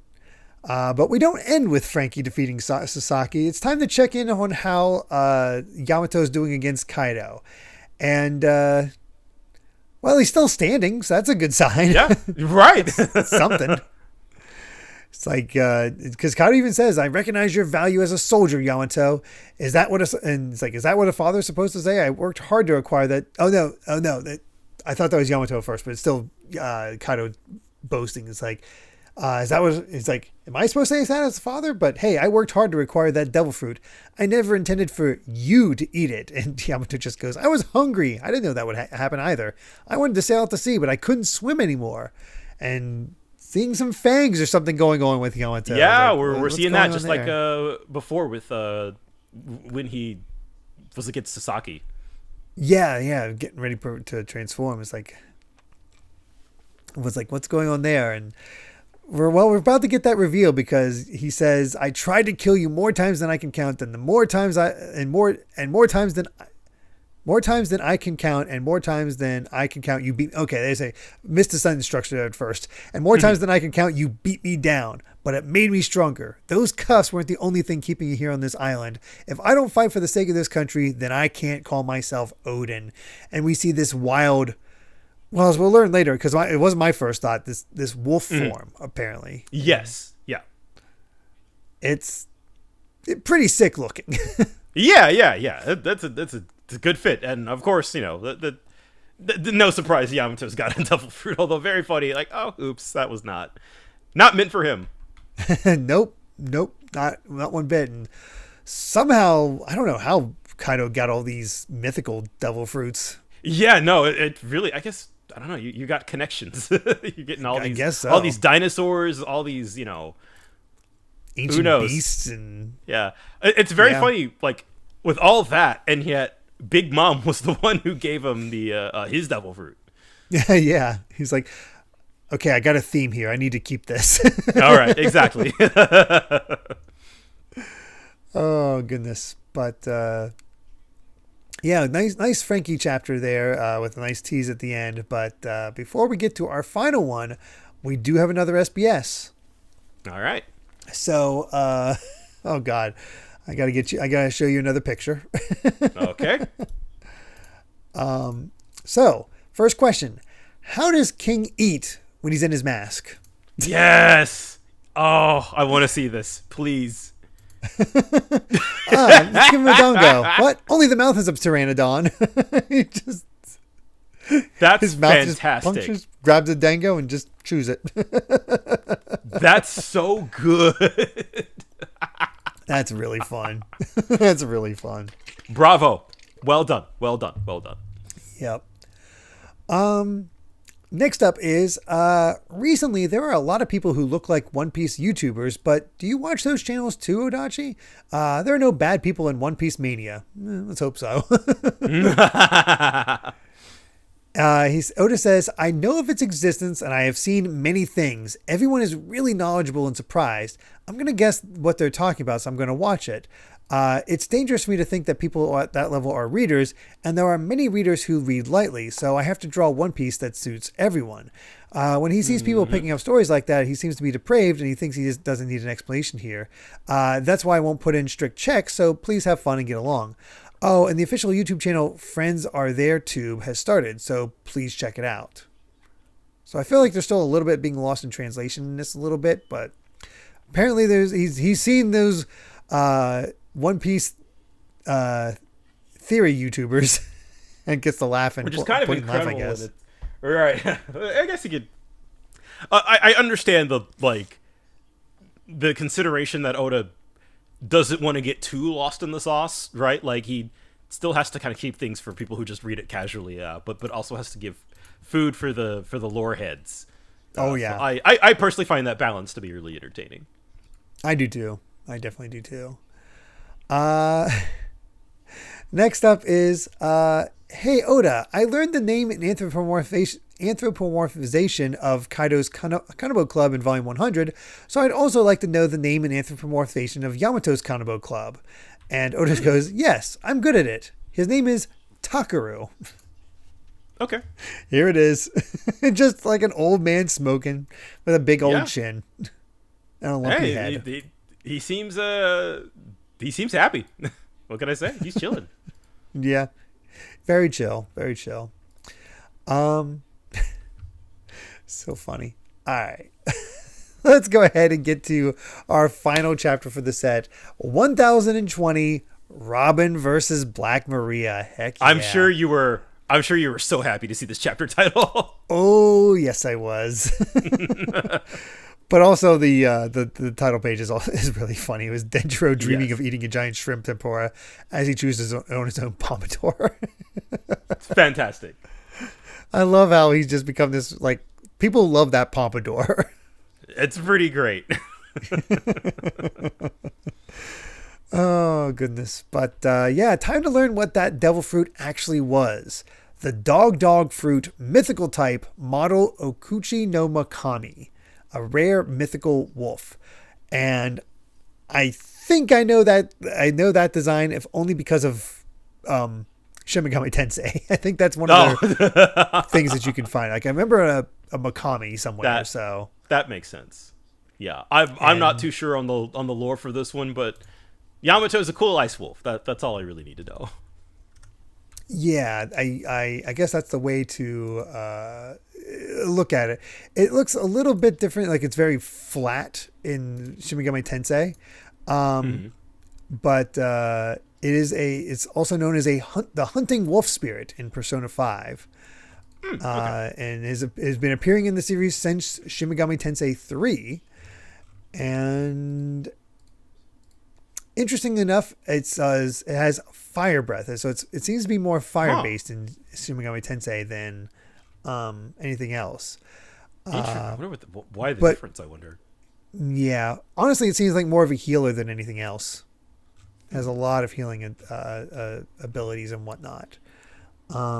So yeah, rather interesting but very, very flat design. And not exactly what you'd expect from what Yamato's using right now. Let me go ahead and just send you that so you can have a basis for what I'm talking about since you don't play. But yeah, just look up if you're curious. Oh, yeah, you meant flat, like literally. Yeah, like it looks like a tapeworm. Yeah, it's just known as Makami. Okay. So, yep. Interesting. But yeah. Don't know anything about his lore, but there it is. But hey, it turns out this is also the guardian spirit of Wano, which makes losing it to someone claiming to be Odin especially painful. Which, gotta love the symmetry there, I guess. Yeah, and I love Kaido. He's kind of mad. This whole back and forth really feels like I'm disappointed in you, son. You know, like that's why I tell you to uphold that rule and protect Wano for me, be its guardian deity. And Yamato snaps back, it's not the same thing. He said, Kaido says that Orochi had a skill for exploitation. This country is a weapons factory. You will rule over it and keep it running. No, I will free them. I will liberate this country and its samurai and release them unto the world. And attacks with his Namaji Glacier Fang. And meanwhile, Kaido counters with his blast breath, and it really is it feels pretty even.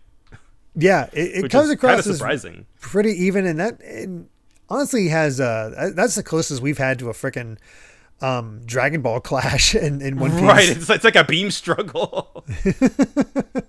They don't maintain; they just blow up in the middle, which I think is probably a good thing. But God, the smoke coming from their mouths is really good. Yeah, it is kind of a bummer that we only see this fight in kind of little bits and pieces and just kind of cut back to it. But I do, shout out to Yamato for holding it down. Like, yeah, I'm sure the anime extends these out quite a bit. Yeah, of course.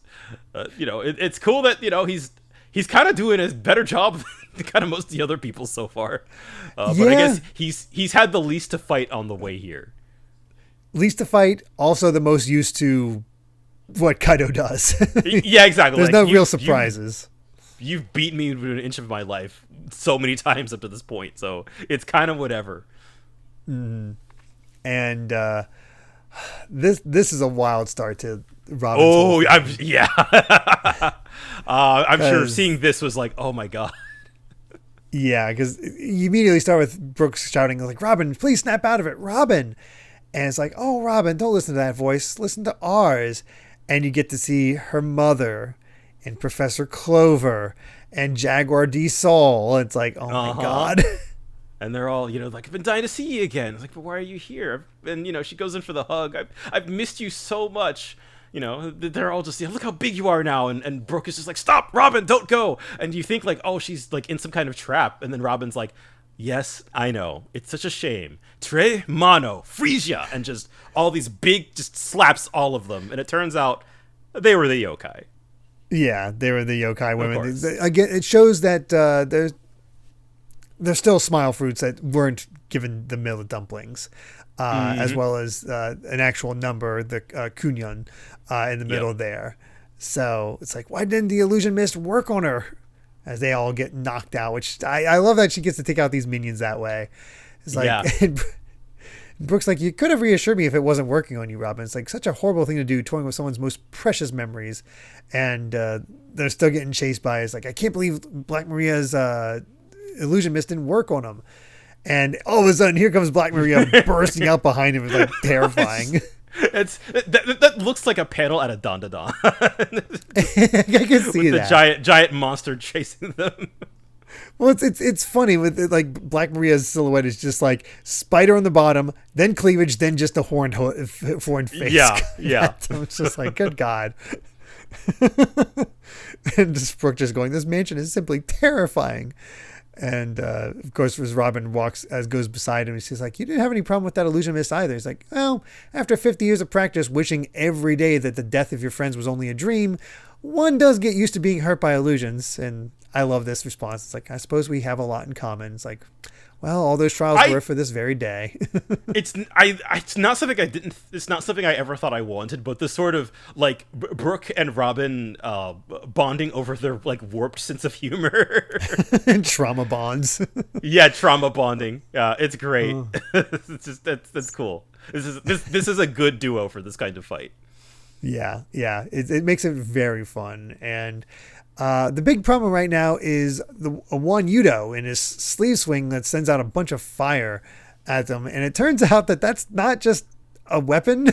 It's a guy. Yes. It's a pug smile fruit that she just placed in the wheel to make it look like the classic yokai. That's so funny. Just the shot of the other side of the wheel. It's just a pug. Just He's rolling just like a hamster on a wheel doing the roll. Yeah, exactly. It's so good. It's just a right amount of silliness. Yep. Oh gosh. But we see why Black Maria switched from her very loose cloth covering her up to the bands across her, because she goes upside down and just starts spinning that fire all around and getting ready to take care of him, because it's like she's basically taunting. It's like, wait, you won't be tricked by illusions? How can you say that when you're clearly dreaming about beating Master Kaido? And just I love how they're kind of matched with their spider stuff, because Robin uses her spider net to pick up Brooke. Got that mobility. Get away from the sea of the floor that's become just nothing but fire. And Robin just goes, you're going to burn down the entire castle if you keep fighting about that. And it's like, oh, were you worried about us? Thanks, but maybe you should give up and let me catch you. And I love the teamwork here, because Robin's like, hey, just dangle me under your arm for a little bit longer. Assuming that weapon is indeed a living creature, I can, and just cold soul immediately freezes Gun Yudo. Yeah, again, or one Yudo. This is such a good duo. And in response to that, Black Maria just like kind of crushes the part of the ceiling they were holding on to. And I like that, she's trying to I like that, even though she does have this like physical strength, she is also trying to taunt. She's like, don't you get it yet, Nico Robin? It's obvious to anyone with a brain that you've been sold out by your friends. Blackleg knew I was hunting you, and he helped you lure you right into my trap. But that's when with Brooke's iceberg, he's actually able to freeze some of the fire to. I love the ice powers that Brooke has developed over time. It's really cool. It is. Pun not intended.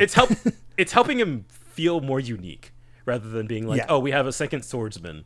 We have one that is kind of like the icy. It's like the icy kind of hell. I don't know. Yeah, it's you taking advantage of him being dead, being a musician. It's finally helping him feel different from Zoro. Yeah. So and maybe unlike like kind of unlike the Nami and Usopp kind of like that one felt very much more like Usopp was just kind of along for the ride and did just kind of help out on these little parts. This really does feel like Brook and Robin fighting together. Oh yeah, they're covering for each other wholesale. Yeah, Black Maria is very obviously much more interested in Robin, so she's kind of the target. But like again, I think this like the setup for this fight is really entertaining. Oh yeah, and it is also a really good example of the growth Robin's had.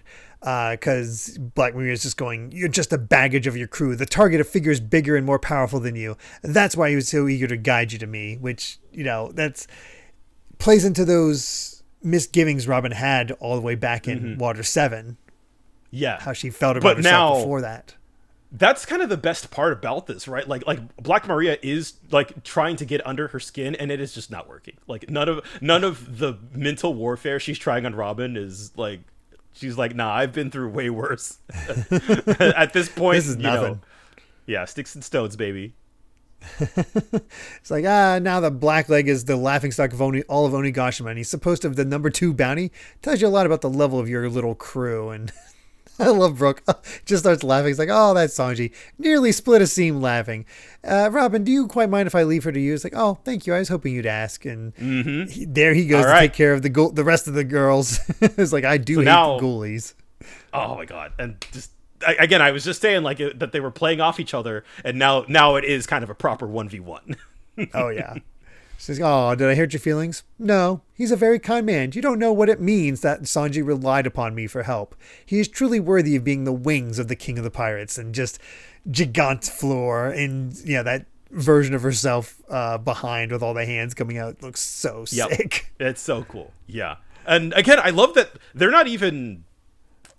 It's so funny that, it's one thing for Black Maria to try to get under Robin's skin, and then it's another to be like, oh, that's Sanji, right? Like, oh, he just was like she's treating it like it's so serious, and they're just kind of like, Yeah.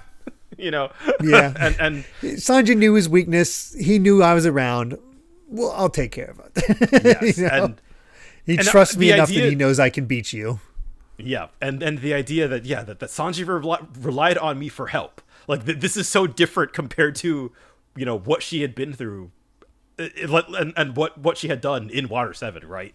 And sort of that mutual, like his belief in me and my belief in him, that he is truly worthy of being the wings of the king of the pirates. So the fact that that he got trapped and it was funny. Like they don't take it seriously at all. So like the Straw Hats really are kind of in peak form here. Yeah, very much so. But once again, it's funny. It's called Black Maria versus Nico Robin, and usually that kind of means the end of the fight. No, it's just the beginning. No? It's kind of like we're just getting set up for the actual showdown. Yeah, unlike like most of Husu versus Jinbe was like a little over a chapter, and Sasaki versus Franky was a chapter, but like this, I think is kind of the longest one of this group. Yeah, so. I'm trying to remember the 2 remaining Toby Rappo is Black Maria and who's the other one I'm blanking on? Who were they fighting? Oh, wait, does Drake count? Oh, right, Drake's gone. So that was So Black Maria is the last one. Yeah, Black Maria is the last one standing. The Toby Rappo will be taken care of. That means that's only Jack, Queen, and King left after that. Wow. Yeah. That'll be closer to the end than I thought. I was like, no, there were 6, and I forgot that freaking Drake was one of them. We haven't seen Drake in a while. I guess we need to see Drake finish off Apu. Right? Yeah. That's another thing that we need to see. I had forgotten in my mental count that Drake was a Toby Rappo until literally right now. Yeah, because I was also thinking, oh, we have 2 left, and then I was like, Black Maria, and wait, who's the other one? Yeah. But then it reminds you, it's like, all right, after that we have Drake versus Apu, I think, and then we have freaking Kid versus Big Mom. Still, yes, Yep. as well as Zoro and Sanji's fights. So, Yep. and dog storms, I guess. So, Mhm. it's funny. It's Oh, like, right, man, and, we're starting to crack through these, and like, God, there's still a lot left. But there's still a lot left, yeah. And we got to Cat Viper on the way to Parasparrow. Oh yeah, Parasparrow. God. Yeah. Oh my gosh, there's still a lot left. Yeah. It feels like we've made a lot of progress this set, though. It does. It does. It's like, man, we're just going to be getting one big old fight between Luffy and Kaido relatively soon. And like, oh no, there's a lot of stuff to cover in these 40 chapters until we hit Film Red. Yes. So Whew. that'll be something. But rather than end on Kaido, we're going to end on Luffy this time because they've reached Tokage Port, and Luffy's just calling out, "I need more meat." It's like, you've already eaten every bit of food on the sub, and we're not going to find any meat lying around here. And they're just like, Shinobu's like, you found him in the water? What kind of miracle was that? It's like, I don't know. We just heard a voice. And Mo was like, what incredible luck you have, Luffy. I'm amazed you're still alive. He's like, oh, you fell down too. we escaped thanks to Shinobu's kite. And, Momo starts crying. It's like, during the escape, I could only watch as Kinemon and Kiku is like, nope. Hold it until later. You're still the leader here. Don't start crying before we're done. None of this is finished until I smash Kaido. And you can see him just trying to hold it in his Shinobu's like, don't be so harsh. Yeah, you're beefing with an 8-year-old. He's like, I'm not going to lose the next round. And then out of freaking nowhere, I completely forgot he was even here. Right? Yes. Here's Caribou. Gosh, Caribou still sticking around. I was like, meat. As he's calling out, I was like, we'll go looking, and Caribou's just like, hey, if you guys don't win, I'll never be able to leave this island. Get it together. And I wonder if that's where the meat's going to come from, where he just happened to be stockpiling stealing a bunch of meat, food along the way in his body. That would be disgusting. Yes, it would, but that is one way to get meat and have all of a sudden have Caribou. It is so funny how much I forgot about Caribou. Yeah, because he was there in the prison, but like it's kind of like, okay, he's here, whatever. Yeah. So yeah, he's just like I don't know, he's like the gum on your shoe that just you can't scrape it off.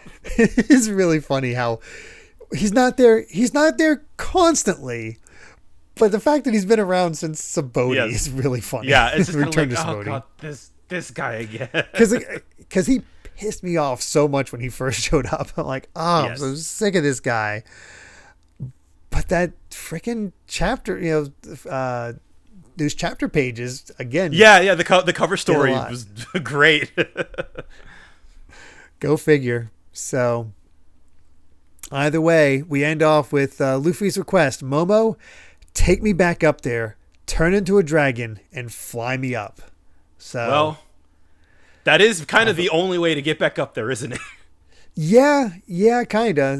Momo's going to need to finally learn how to control that devil fruit and fly. Yes, yeah. Which, hey, there is precedent for. Like I said, we did see him use the flame clouds way back in Punk Hazard.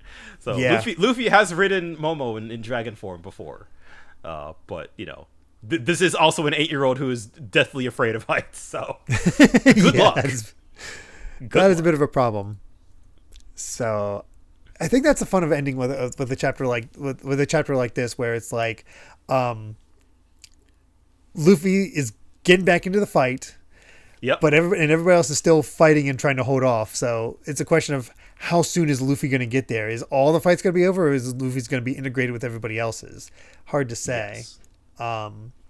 And I mean, it's weird to think like. I usually wrap up as about 10 chapters ish, 5 to 10 chapters. It was 10 for Dressrosa, which was the last big arc. So, and this has been built up to for a while, so I can imagine that. So it's weird to think that we only have approximately 30 chapters of battling left.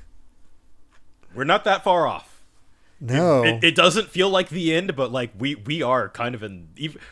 I mean, yeah, because the Onigashima started after the flashbacks. It was like kind of in like the 980s, 990s. So like we are in the back half of the Onigashima section. Also, I just realized one other thing. I have a sinking suspicion we're not getting an Act 4. We are far beyond that. That's right. Yeah. This is all everything since. Yeah.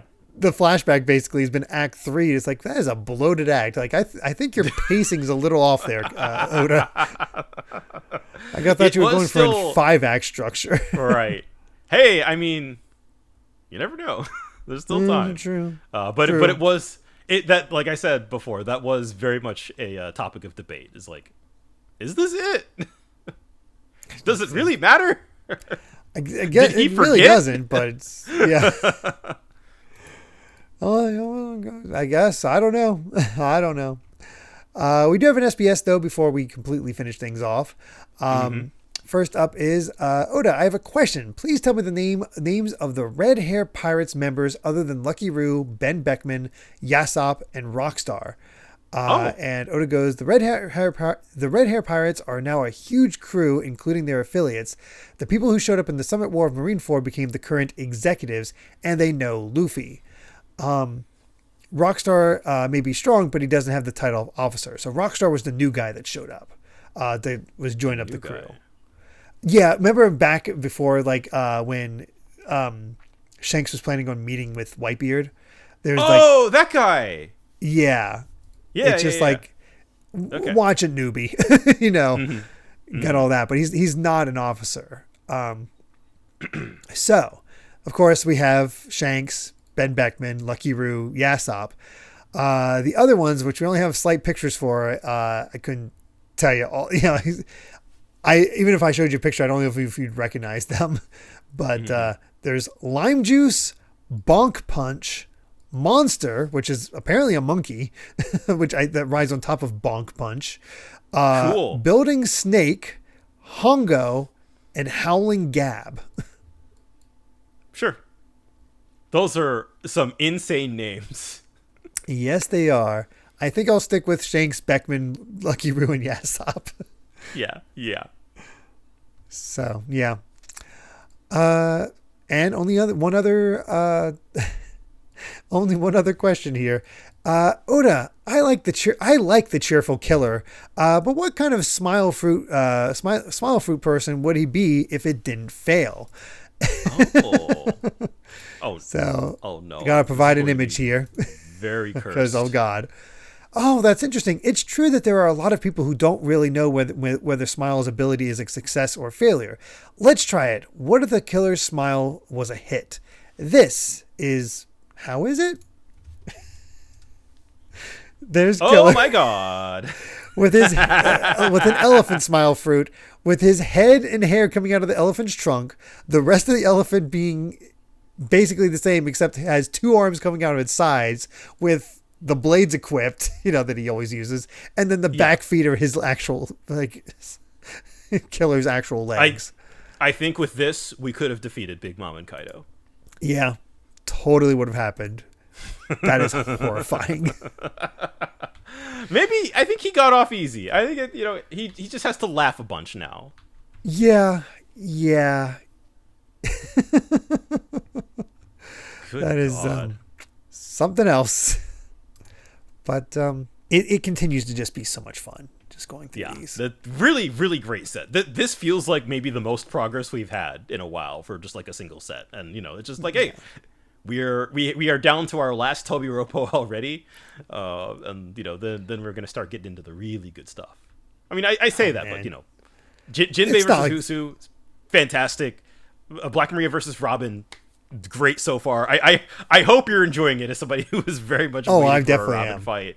Yeah. I definitely am. I love the combo with Brooke. I'm looking forward to seeing how she finishes it off. Franky was a fun fight there. Nami got to, do a little bit more along with Usopp. It's good progress, and again, it's funny. It's like, man, we must be getting close, which we are. But it's also like, oh God, there's a lot of fights. Yes, we still need to get Luffy back in the fight. We still need to get Zoro back in the fight. So there's a lot happening coming up. That's for sure. And I'm pretty confident in saying we're going to see the end of the Black Maria fight next time. I don't know who else we're going to see. Yeah, that's the big question. My guess would be maybe Dogstorm. or Cat Viper. I'd say those two would be included. Those that feels right. Yeah, because I maybe fully finish off the pleasure hall, because you got Queen in there, you got King there dealing with Marco, so help join in with that. Plus that's where Drake is fighting Apu, and technically I believe there's one other in there that needs to be taken care of. Oh, Parasparrow. Oh yeah. So there's still quite a few enemies in that main hall. Yeah. So we got through a few, but progress is progress.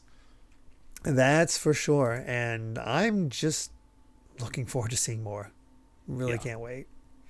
So yeah.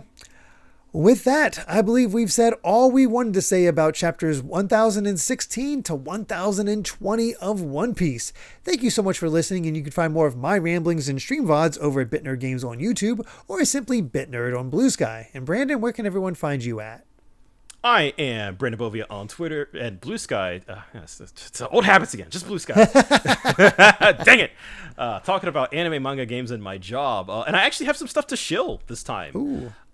Because I was on a manga podcast called the Scanline Podcast to talk about my work on the first 4 volumes of Beyblade X. Ooh, there you go. Which is probably the most in-depth discussion of like the story and themes of a G-rated sports manga that you'll ever see. We go big on the characters and the just like the themes and the storytelling in a way that like I didn't realize I had that much pent up in me about like, oh, I really want to talk about this. I need to get this out.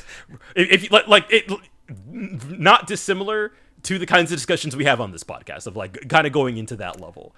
Oh, that's fun. And I was really grateful, Jesus, because they asked me like, oh, let's do it like a read through of something that you worked on, and I was like, I'm gonna make all these like grown ass adults read Beyblade, but they ended up really liking it, so it was a really, really fruitful discussion.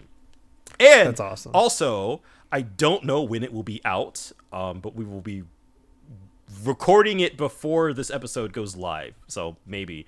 But there is a new Gundam film coming out in theaters here. Gundam Hathaway, the Sorcery of Nymphserk.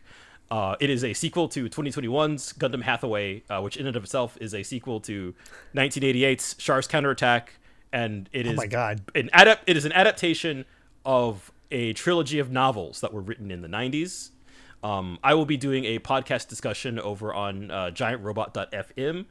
We will specifically be talking about the second novel, of which the adaptation of which is coming out in theaters in the US this week. So if any of that made sense to you, check it out. It'd be something to go through all of Gundam. Yeah, you should. I'm telling you, man. Oh my God. There's a lot to it. I'm just as much of a mark for it as I am One Piece. Awesome. Oh boy. And as far as me, I still have the book coming. It's still up for pre-order for the history of Metroidvania video games, communal history of Metroidvania video games. That's the big pre-order push is lasts until the beginning of June 1st. I think it'll still be up for pre-order after that, but it's a way to get it in there, locked in. As I said, most of my major writing is done. Most of my major editing is done. Just have a little few spot bits to do here and there. So it feels kind of surreal that it's nearly done. So yes, I can't wait. Stuff. So yeah, look out for that. And if you'd like to help us out more, you can support the podcast over at patreon.com/Derrick Bittner. That's DerrickBitner to listen to the next episode ad-free 3 days early, as well as patron-exclusive bonus episodes. And make sure to return next time as we discuss chapters 1021 to 1025 of One Piece. So until then, my friends, bye. Remember to take life one piece at a time.